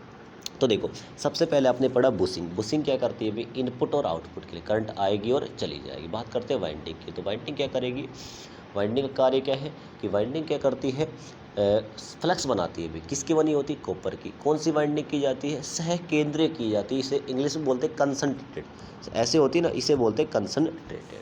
बात करते हैं फ्लक्स को भेजने के लिए, प्राइमरी से सेकेंडरी की तरफ भेजने के लिए आपने किसका उपयोग किया, ट्रांसफार्मर की कोर का उपयोग किया, ठीक है। ट्रांसफार्मर की कोर किसकी बनाई जाती है, लेमिनेटेड सिलिकॉन स्टील की बनाई जाती है। अब ये लेमिनेटेड क्यों बनाई जाती है, इसको आपको याद नहीं रखना, बस आपके लिए इतना याद रखना है किसकी बनाई जाती है, लेमिनेटेड सिलिकॉन स्टील की, लोहे की बनाई जाती है। इसके बाद बातें करें तो हम, आपकी ट्रांसफार्मर कोर हो गई, ट्रांसफार्मर कोर के बाद कोई वाइंडिंग हो गई, वाइंडिंग में सप्लाई देंगे, गर्म होगा, उसको ठंडा करने के लिए आपने किसका उपयोग कर लिया, कूलिंग के लिए किसका उपयोग कर लिया, ऑयल का। अब ऑयल को भी ठंडा करना है, विंग्स का उपयोग कर लिया। एक्स्ट्रा ऑयल भरना था आपको, रिजर्व करके रखना था, कंजर्व करके रखना था, तो आपने किसका उपयोग कर लिया, कंजर्वेटर टैंक का। नमी को एब्जॉर्ब करने के लिए आपने किसका उपयोग कर लिया, ब्रीदर का। ब्रीदर में क्या भरा होता है, आप बोलोगे सर सिलिका जेल भरा होता है। सिलिका जेल का जब नया होता है तो कलर कैसा होता है, तो आप बोलोगे नीला। जब ख़राब हो जाता है तो हल्का गुलाबी। ये देखो कंट्रैक्शन हो गया, वर्किंग हो गई, कंट्रैक्शन हो गया, इसके पार्ट्स के बारे में हो गया। इन पार्ट्स के बारे में आपको लिख के आना है अभी, एक से दो बार खुद से रिवीजन करोगे, याद हो जाएगा अभी, ठीक है। तो ये वाला हो गया, ये सारी बातें मैंने लिखवा रखी भाई पार्ट्स के बारे में। आपको जो मैंने बोला है ना, वही मैंने सारी बातें यहाँ लिखवाई है, एक बार इसको पढ़ लेना भी अच्छे से। ठीक है, ये मैंने समझा दिया अच्छे से। अब बात करते हैं प्रिंसिपल। तो याद रखना प्रिंसिपल किसके सिद्धांत पे कार्य करता है? फैराडे के इलेक्ट्रोमैग्नेटिक इंडक्शन, फैराडे के नियम पे आधार पर E = NdΦ/dt। ये सारी बातें मैंने आपको अच्छे से बता दी। वर्किंग के में क्या लिखोगे? देखो, जब ट्रांसफार्मर की प्राइमरी वाइंडिंग में जैसे कि ट्रांसफार्मर की प्राइमरी वाइंडिंग में सप्लाई दी जाती है, क्या बनता है? चुंबकीय क्षेत्र। चुंबकीय क्षेत्र बनने से जब ये फ्लक्स इधर से इधर जाके कट करेगा तो फैराडे के नियम के अनुसार जब किसी चालक को चुंबकीय क्षेत्र में रखा जाता है तथा सापेक्ष गति कराई जाती है तो क्या बन जाती है? वोल्टेज डेवलप हो जाती है। और वोल्टेज कितनी डेवलप होती है? E = NdΦ/dt। तो देखो, ट्रांसफार्मर की कंट्रैक्शन हो गई, वर्किंग हो गई और प्रिंसिपल हो गया। ये बड़ा इंपॉर्टेंट है, 8 नंबर में आने वाला क्वेश्चन है। एक बार इसको ध्यान से पढ़ना, भी नोट्स आपको मिल ही जाए। ठीक है, आगे बढ़ते हैं। भी एक बार ये वाला आया था 8 नंबर में, EMF इक्वेशन ऑफ ट्रांसफार्मर। तो एक बार 1 सेकेंड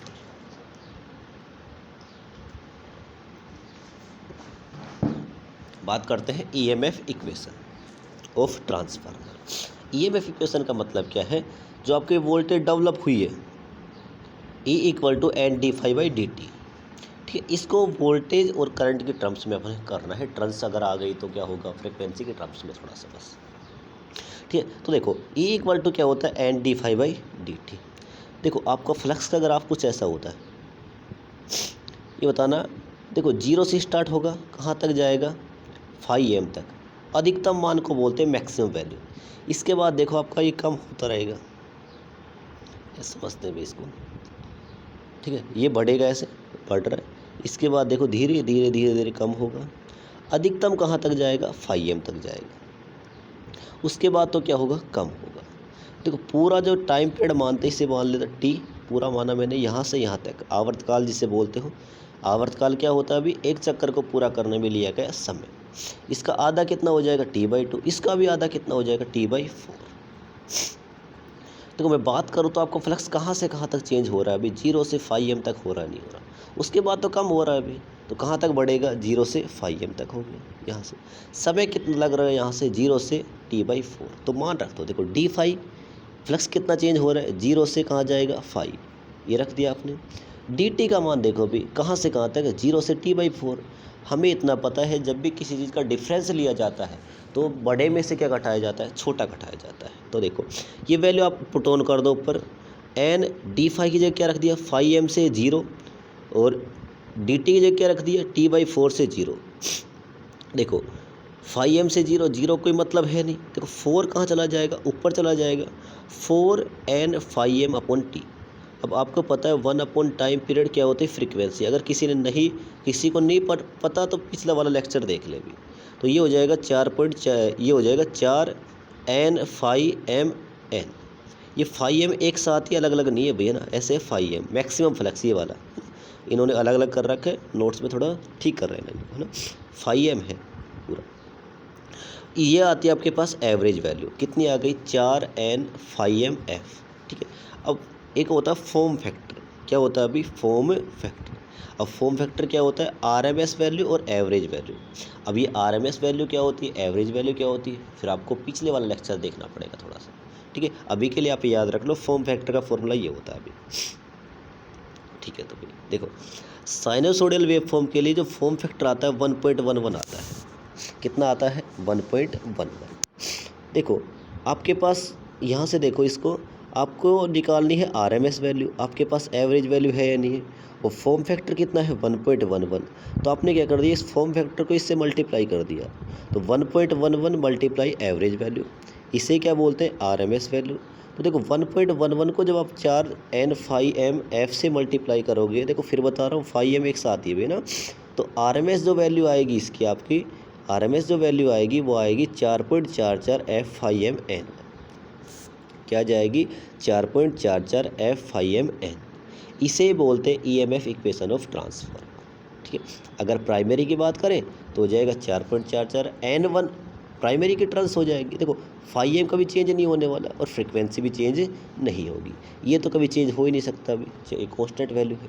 सेम ऐसे चेंज क्या रहेंगे? आपके पास टर्म्स रहेंगे। तो E1 क्या होता है अभी प्राइमरी वाइंडिंग में उत्पन्न वोल्टेज, इंड्यूस वोल्टेज। E2 क्या रहेगा सेकेंडरी वाइंडिंग में इंड्यूस वोल्टेज। N1 क्या होगा प्राइमरी वाइंडिंग में टर्न्स, N2 क्या हो जाएगा सेकेंडरी वाइंडिंग में टर्न्स। φm क्या होता है अधिकतम फ्लक्स होता है, फ्लक्स का मात्रा क्या होता है वेबर, F क्या होती है भी फ्रीक्वेंसी। तो देखो इसको याद कैसे रखोगे, देखो E इक्वल टू लिखोगे एट d phi by d t, phi का मान कितना आ जाएगा डी फाई का मान φm रख दोगे, डी टी का मान कितना आ जाएगा टी बाई फोर ऊपर चला जाएगा, क्या बचेगा एवरेज वैल्यू कितनी आ जाएगी 4 एन φm एफ आ गया। इसके बाद आपको निकालनी RMS वैल्यू, तो आप इसको 1.11 से मल्टीप्लाई कर दोगे तो कितना आ जाएगा 4.44 एफ φm एन। प्राइमरी के लिए हो जाएगा 4.44 एफ φm N1, सेकेंडरी के लिए कितना हो जाएगा 4.44 एफ φm N2। प्राइमरी है तो भाई प्राइमरी में टर्न्स की संख्या को मैंने मान लिया N1 और सेकेंडरी में क्या मान लिया N2 मान लिया। बस छोटा सा भी 8 नंबर में आया था एक बार भी, एक से दो बार इसको करोगे तो याद हो जाएगा, सिंपल बता दिया मैंने। E इक्वल टू रखोगे n d phi by d t, d phi का मान φm और डी टी का मान टी बाई फोर ऊपर चला जाएगा आपका, जो वैल्यू आएगी उसको 1.11 से मल्टीप्लाई कर दो, बस हो गया आपके पास ये EMF इक्वेशन। बात करते हैं ट्रांसफॉर्मेशन रेशियो। तो देखो ट्रांसफॉर्मेशन रेशियो क्या होता है N2/N1 होता है। N2 क्या है अभी सेकेंडरी वाइंडिंग में टर्न्स, E2/E1, V2/V1, I1/I2 भाई इसको याद रखना। जहाँ वोल्टेज ज़्यादा रहेगी वहाँ करंट क्या रहेगी कम रहेगी, वोल्टेज ज़्यादा तो करंट क्या रहेगी कम रहेगी। कैसे रहती है अभी आगे अपन स्टेप डाउन और स्टेप अप में पढ़ने वाले, ठीक है। तो ये वाला फॉर्मूला आपको याद रखना है, अभी एक बार आया था 2 नंबर में। अगर आपसे बोल दे भाई टर्न रेशियो क्या होता है, तो एक होता है turn ratio TURN, turn ratio A, इसका उल्टा कर देना बस N1/N2, E1/E2, V1/V2 और I2/I1।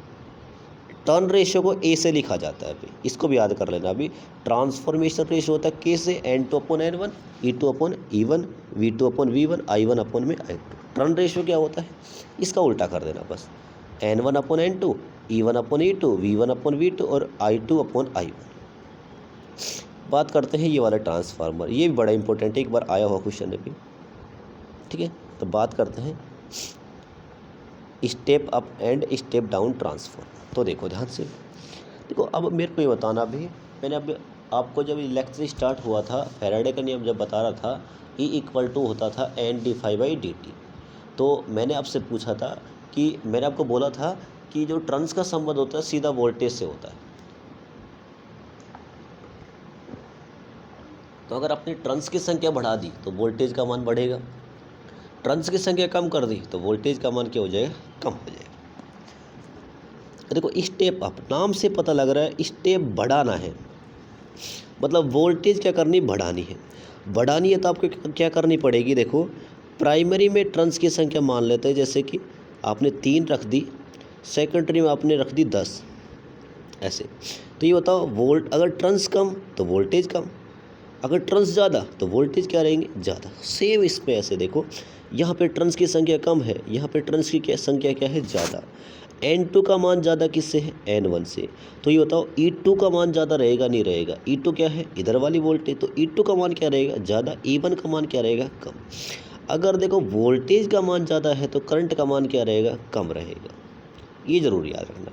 ये उल्टा होता है, ये कैसे होता है थोड़ा समझा देता हूँ। P इक्वल टू होता है VI, जैसे मैं बोलूँ भाई मुझे 50 वाट करनी है, जैसे मैं मान लेता हूँ यहाँ पे मेरे को, जैसे इसको मान लेते हैं, जैसे मेरे को कितनी लेके आनी है, 50 वाट सप्लाई थी, एक सेकंड हो जाओगे, जैसे मैं मान लेता हूँ 1 सेकंड में, ये प्राइमरी वाइंडिंग आपकी, 1 सेकंड, ये हो क्यों मेरा, ये प्राइमरी वाइंडिंग है और ये है आपकी सेकेंडरी वाइंडिंग। अभी के लिए इतना याद रखो, ठीक। तो कर क्या रहे हैं अभी, मान लेते हैं यहाँ पे इधर आपने सप्लाई लगाई, सप्लाई लगाने पर इसमें बनी 3 एम्पियर की करंट थी और 4 वोल्टेज है, तो पावर कितनी बनेगी आप बोलोगे सर, पावर जो बनेगी 3 × 4, क्योंकि पावर का फॉर्मूला होता है V और I। ऐसे याद रख लो, पापा के 2 बेटे हैं, वोल्टेज और करंट, ऐसे भी याद रख सकते हो। आगे बढ़े भी, तो पावर आपकी जो टोटल हो गई वो कितनी होगी 12 वाट। कितनी होगी? ये प्राइमरी की बात की मैंने। किस वाले की बात की? एक सेकंड, अच्छे समझ में आ जाएगा फिर तो। देखो तो ये कितनी वाट हो गई? पावर जो हो गई आपकी 12 वाट। ठीक है, इसके बाद मैंने क्या किया, इस सेकेंडरी वाइंडिंग की बात कर रहा हूँ 20 वाले की। ठीक है, सेकेंडरी वाइंडिंग में फ्लक्स आया, कट किया, कट करने के बाद यहाँ पे बनी करंट मान लेते 4 एम्पियर हो गई, ऐसे मान लेते हैं। यहाँ पे करंट कितनी हो गई आपकी? करंट जो हो गई आपकी मान लेते हैं, जो करंट हो गई आपकी हो गई P = 6। तो आपकी क्या हो गई भी, मान लेते हैं, एक सेकंड रुक जाना बस। तो देखो ठीक है, मान ले पावर का फॉर्मूला, देखो आपको पावर रखनी है कांस्टेंट। तो देखो मैंने क्या बोला, करंट तो मान लेते हैं 2 एम्पियर हो गई, और आपकी जो वोल्टेज थी वो हो गई 6 वोल्ट। कितनी हो गई? 6। तो मेरे को ये बताना अभी भी कितना आ रहा है? 12 वोल्ट। पहले भी कितना था? 12 वाट। अभी भी कितना है? 12 वाट। आ रहा है नहीं आ रहा? अबे तू पहले आएगा भाई, एक सेकंड रुक जाओ भाई। तो कितना वाट आ गया? 12 वाट। और एक सेकंड रुक जाओ, PDF ऑन कर देता हूँ बस एक बार में। पूरा PDF चला गया था। देखो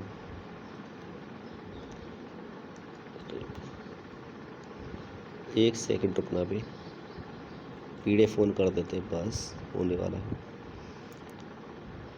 टाइप ऑफ सेमीकंडक्टर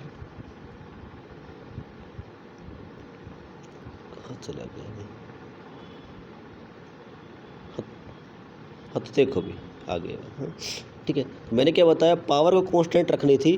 देखो इधर 3 था, इधर कितना हो गया? 4, जबकि यहाँ पे देखो 2 हो गया और कितना हो गया? 6। देखो ये देखो अभी भी कितना है? 12 वाट। अभी भी कितना है? 12 वाट। यहाँ पे करंट कितनी है? 3। यहाँ पे करंट कितनी है? 2। यहाँ पे वोल्टेज जो आपकी 4, जबकि यहाँ पे वोल्टेज कितनी है? 6। ये बताओ वोल्टेज आपकी बढ़ी या नहीं बढ़ी? लेकिन करंट क्या हो गई? देखो पहले 3 थी, अब कितनी हो गई? 2। तो देखो वोल्टेज बढ़ने पर करंट क्या हो जाती है? कम। करंट बढ़ने पर वोल्टेज क्या हो जाती है? कम। उल्टा होता है दोनों का, करंट बढ़ेगी वोल्टेज कम, वोल्टेज बढ़ेगी करंट क्या हो जाएगी? कम। तो देखो नाम से पता लग रहा है स्टेप अप, मतलब आपको वोल्टेज बढ़ाना है। मतलब सेकेंडरी में मैंने बोला वोल्टेज का संबंध किससे होता है? टर्न्स से। तो आपने सेकेंडरी में क्या कर दिया? टर्न्स की संख्या बढ़ा दी, तो सेकेंडरी में वोल्टेज क्या बन जाएगी? ज़्यादा, करंट क्या बनेगी? कम। इस वाले में देखो भी स्टेप डाउन, मतलब वोल्टेज आपको कम करनी है। मतलब N1 का मान क्या कर दिया? कम। N1 का मान तो ज़्यादा है, लेकिन N2 का मान क्या कर दिया आपने? कम।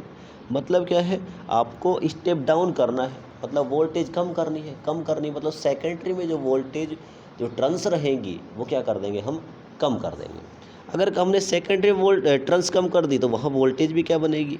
कम बनेगी। लेकिन करंट क्या हो जाएगी सेकेंडरी में? ज़्यादा। बस यही सारे पॉइंट आपको याद रखने हैं। देखो के क्या होता है? Transformation ratio N2/N1। तो ये बताना स्टेप अप में N2 का मान ज़्यादा होता है N1 का। तो आप बोलोगे सर N2 का मान ज़्यादा होता है।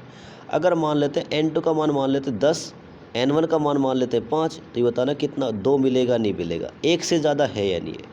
तो आप बोलोगे ट्रांसफॉर्मेशन रेशियो का मान स्टेप अप में क्या होता है? ज़्यादा। बात करते हैं स्टेप डाउन की। तो स्टेप डाउन में देखो N2 का मान क्या रहेगा? कम रहेगा। N2 का स्टेप डाउन करना है ना अभी, तो N2 का मान क्या रहेगा? कम। N1 का मान क्या रहेगा? ज़्यादा। तो ऐसे मान लो 5/10 कर दिया हमने। कैसे किया अभी?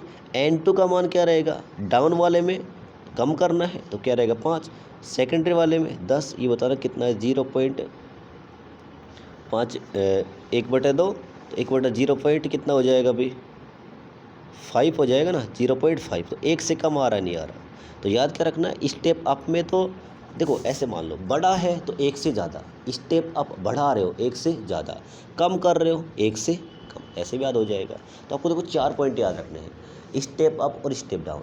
स्टेप अप में क्या करना है भी? टर्न्स की संख्या सेकेंडरी में बढ़ा देंगे, प्राइमरी में क्या कर देंगे? कम। E2 का मान बढ़ जाएगा, E1 का मान कम। लेकिन I2 का मान क्या हो जाएगा? कम। लेकिन I1 का मान क्या रहेगा? ज़्यादा। उल्टा। ठीक है, बात करते हैं स्टेप डाउन। स्टेप डाउन मतलब कम करना, कम करना बट सेकेंडरी में टर्न्स की संख्या कम, वोल्टेज कम, करंट क्या हो जाएगी? ज़्यादा। स्टेप अप में जो ट्रांसफॉर्मेशन रेशियो का मान होता है वो 1 से ज़्यादा, लेकिन लेकिन लेकिन बात करें तो भी स्टेप डाउन में क्या हो जाता है, एक से कम। देखो डाउन अब सोचो तो कम हो रहा है ना, तो एक से कम, स्टेप अप बढ़ जाएगा। अब 5 मिनट में अभी इसका रिवीजन करेंगे जो अपन ने पढ़ा है अभी। तो देखो सबसे पहले हमने पढ़ा मशीन क्या होती है, भी फास्ट वर्ड में करेंगे सारे, 1-2 बार रिवीजन, ठीक है।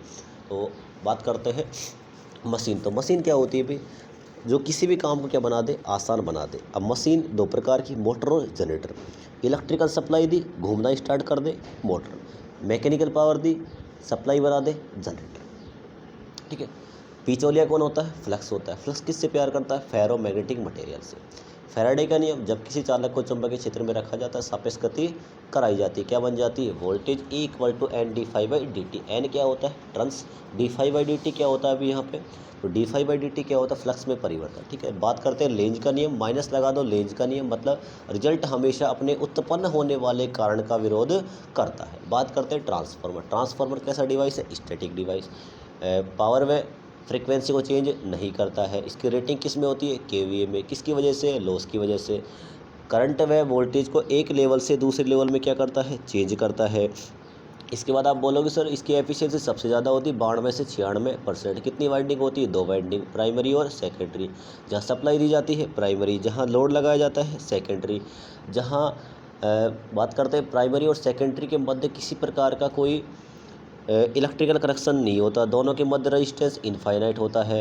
इतना आपको याद रखना ही है, ठीक है। इसकी रेटिंग किस में होती है, केवीए में होती है। ये सारे पॉइंट आपको याद रखने हैं। बात करते जो ट्रांसफार्मर की प्राइमरी और सेकेंडरी वाइंडिंग एक दूसरे से इलेक्ट्रिकली कनेक्ट नहीं होती है, मैग्नेटिकली कनेक्ट होती है। ये सारा पॉइंट हो गया। बात करते हैं कंट्रैक्शन में सबसे पहले मैंने बात की बुशिंग की। बुशिंग क्या होती है भी, इनपुट और आउटपुट के लिए उपयोग किया जाता है। बात करते हैं वाइंडिंग क्या होती है भी, वाइंडिंग जो होती है ये होता है सप्लाई देंगे, क्या बना देगा, फ्लक्स बना देगी। किसकी बनी होती है, कॉपर की। सी से याद रखो, कंसंट्रेटेड वाइंडिंग, कॉपर, सी कंसंट्रेटेड, मतलब ऐसे सकेंद्री ऐसी बनी होती है, ऐसे बनी होती है, ठीक है। बात करते हैं कोर। फ्लक्स को ले जाने के लिए एक रास्ता चाहिए था, तो हमने क्या बना दी, कोर किसकी बनी होती है, लेमिनेटेड सिलिकॉन स्टील की। सप्लाई देंगे, हीट बनेगी। हीट अगर बनेगी तो उसको एब्जॉर्व करने के लिए आपने ऑयल का उपयोग कर लिया। तो ऑयल क्या करता है ट्रांसफार्मर में कि इंसुलेशन और कूलिंग। अब ऑयल को ठंडा करना था, आपने क्या कर लिया, विंग्स बना दी, ठीक है। इसके बाद देखो ट्रांसफार्मर की साइड में ऐसी विंग्स बनी होती है, देखना भी ध्यान से, ऐसी बनी होती कान से, ठीक है। इसके बाद देखो कंजर्वेटर टैंक में क्या भरा होता है, एक्स्ट्रा ऑयल को भरने के लिए आप किसका उपयोग कर लेते हो, कंजर्वेटर टैंक का। इसके बाद देखो, इसके बाद ब्रीदर क्या करता है, नमी को एब्जॉर्व कर लेता है एनवायरनमेंट में से। अगर नमी चली गई तो ट्रांसफार्मर ऑयल क्या हो जाएगा, ख़राब हो जाएगा। उसमें क्या भरा जाता है, सिलिका जेल। इसका जब नया होता है तो कलर कैसा होता है, जब नया होता है तो कलर कैसा होता है इसका, नीला होता है। जब मैंने बताया ट्रिक में याद कैसे रखना है, ठीक है। बात करते हैं जब ख़राब हो जाता है हल्का गुलाबी हो जाता है, ठीक है। इसके बाद एक भूगोल रिले लगी होती है जो फॉल्ट वगैरह बताती है, भाई आपको याद, अगर देखो याद आ जाए तो लिख देना, ऐसा कोई ज़रूरी नहीं है। तो भूगोल रिले क्या होती है, फॉल्ट को लगाती है, ठीक है। ये कंटेक्शन हो गई। पार्ट्स के बारे में आपको लिख के आना, डायग्राम बना के आना। वर्किंग में क्या लिख के आओ, देखो वर्किंग में लिखोगे सप्लाई देते प्राइमरी में, सेकेंडरी में क्या बन जाएगा, प्राइमरी में सप्लाई दी, क्या बना, फ्लक्स, और फ्लक्स जाके किसको कट करेगा, सेकेंडरी को। फैराडे का नियम सेटिस्फाई, जब किसी चालक को चुंबकीय क्षेत्र में रखा जाता है, सापेक्ष गति कराई जाती है, क्या बन जाती है, वोल्टेज E = N/dt हो जाएगा, बन गई वोल्टेज, ठीक है। इसके बाद देखो बात करें प्रिंसिपल किसके सिद्धांत पर, फैराडे का सिद्धांत हो गया। म्यूचुअल इंडक्टेंस के सिद्धांत पे कार्य करता है। म्यूचुअल का मतलब क्या है, मैंने शायद आपको समझाया नहीं। म्यूचुअल का मतलब क्या है, ये प्राइमरी और ये मान लो सेकेंडरी। देखो ये वाला फ्लक्स खुद को ही कट करे, सेल्फ। ये वाला फ्लक्स इधर जाके कट कर रहा है ना दूसरे को, इसे बोलते हैं म्यूचुअल। क्या बोलते हैं, म्यूचुअल। और ट्रांसफार्मर ऐसे ही कार्य करता है। ट्रांसफार्मर डीसी पे कार्य क्यों नहीं करता, अभी पता लग गया होगा, सापेक्ष गति नहीं होती है। ये हो गया आपके पास। बात करते हैं उसके बाद ईएमएफ इक्वेशन। देखो E = क्या करोगे, N/dt। डी का मान कितना रखोगे, 5, dt का मान कितना रखोगे, T/4। 4 ऊपर चला जाएगा, जो वैल्यू आएगी उसको 1.11 से मल्टीप्लाई कर देना, ठीक है। तो लगभग आ जाएगा 4.44 FIM N। भाई प्राइमरी है तो N1, सेकेंडरी है तो N2। इसके बाद देखा ट्रांसफॉर्मेशन रेशियो, तो क्या होता है अभी N2 upon N1, E2 upon E1, V2 upon V1, I1 upon I2। इसका उल्टा कर दोगे टर्न रेशियो हो जाएगा N1 upon N2, E1 upon E2 और V1 अपॉन V2। ये हो गया, ठीक है। इसके बाद देखो स्टेप अप व स्टेप डाउन। स्टेप अप का मतलब क्या होता है, टर्न्स की संख्या बढ़ानी, तो सेकेंडरी में टर्न्स की संख्या बढ़ा दो, E2 बढ़ जाएगा, करंट क्या हो जाएगी कम, और आपका जो ट्रांसफॉर्मेशन रेशियो है वो 1 से ज़्यादा मिलेगा आपको, ठीक है। मतलब देखो नाम से पता लग रहा है स्टेप अप तो 1 से ज़्यादा। बात करते हैं स्टेप डाउन। स्टेप डाउन में सेकेंडरी में टर्न्स की संख्या कम, सेकेंडरी में टर्न्स की संख्या क्या हो जाएंगी कम, सेकेंडरी में वोल्टेज भी क्या बनेगी कम हो बनेगी, और करंट क्या हो जाएगी ज़्यादा हो जाएगी। इसमें जो ट्रांसफॉर्मेशन रेशियो का मान 1 से कम। तो देखो पूरा ट्रांसफार्मर मैंने आपको करवा दिया अभी अच्छे से। आप क्या करना, एक बार स्लो मोशन में देखना, स्लो मोशन का मतलब नॉर्मल, उसके बाद आप ना इसको 1 से 2 बार 1.5 या 2 की स्पीड करके फास्ट मोड में देखना, ठीक है। आपको दिमाग में पूरा याद हो जाएगा, सेट हो जाएगी, पिक्चर सी बन जाएगी भाई इसके बाद क्या आएगा, इसके बाद क्या आएगा, सारी बातें आप। ये वाला जो चैप्टर है लगभग 20 नंबर के आने की संभावना है अभी। फिक्स क्वेश्चन है भी, हर बार आता है यहाँ से, तो 1 से 2 बार पढ़ना इसको अच्छे से। फिर भी अगर डाउट रह जाए ना, आप नीचे कमेंट्स बॉक्स में कमेंट कर देना, या फिर अगर मान लो किसी बच्चे को इसके नोट्स चाहिए तो इस पे भाई आप मैसेज डाल देना 7891375962। इन पे आप एक बार मैसेज डाल देना, अभी मैं आपको इसके नोट्स प्रोवाइड करवा दूंगा। अभी इससे पहले हमने AC सर्किट किया है। अभी आप अगर आपको लगे कि हाँ भाई वीडियो वगैरह ठीक है, सही चल रहा है, तो आप मेरे को इतना बता देना। अभी अगले वाले में अगर मैं कोशिश करूँगा अभी गेट को लेने की, क्योंकि गेट बड़ा इंपॉर्टेंट है अभी, तो मैं ट्राई करूँगा अगली जो आपकी नेक्स्ट वीडियो रहेगी ना, वो मैं गेट की लेने वाला हूँ। गेट में क्या होता है अभी, वहाँ से फिक्स है 8 या 10 नंबर का फंसता है। देखो अभी तक मैंने लगभग आपको 30 नंबर का करवा दिया अभी। अब 30 नंबर आपको, देखो मैंने करवाया है, आपको इंक्लूड करना है। और इंक्लूड कैसे करोगे इसको, जब तक इसको आप बार बार नहीं पढ़ोगे, एक बार वीडियो को देखो, 2 बार देखो, नोट्स आपके पास है, बार बार उनको रिवीजन करो, भी आपको अच्छे से दिमाग में सेट हो जाएगा, ठीक है। फिर भी डाउट बचता है भी, आप मैंने आपको नंबर दे ही दिए, आप वहाँ वैसे डाल देना, अभी मैं आपके डाउट वहाँ पे क्लियर कर दूँगा। आज इस वाली वीडियो में हम इतना ही करते हैं। आप सभी को थैंक यू।